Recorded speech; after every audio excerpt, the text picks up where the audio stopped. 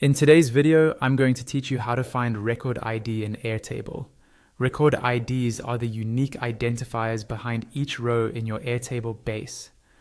They're especially important when you're working with automations, integrations, or the Airtable API because they let you reference a specific record with precision. In this walkthrough, I'll guide you step by step through Airtable's own interface to quickly locate those IDs.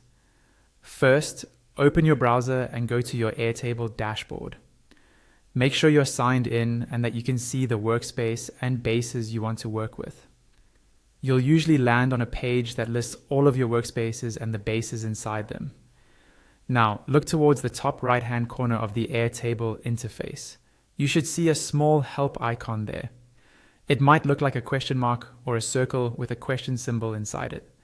Go ahead and click on that help icon. This opens Airtable's help and support menu, which includes links to documentation and other resources. From the menu that appears, look for the option labeled API documentation and click on it.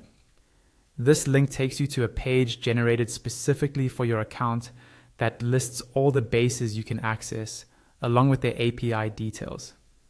This is a powerful page because it gives you a structured view of your data and how you can interact with it programmatically. On the API documentation page, you'll see a list of workspace bases that you have access to. Find the base that contains the table whose record IDs you want to retrieve and click on that base's name. This opens the API docs for that specific base. Once that page loads, scroll down through the documentation. You're looking for a section named after one of your tables. For example, something like Table 1 or whatever your table is actually called inside the base. Each table in your base will have its own section here.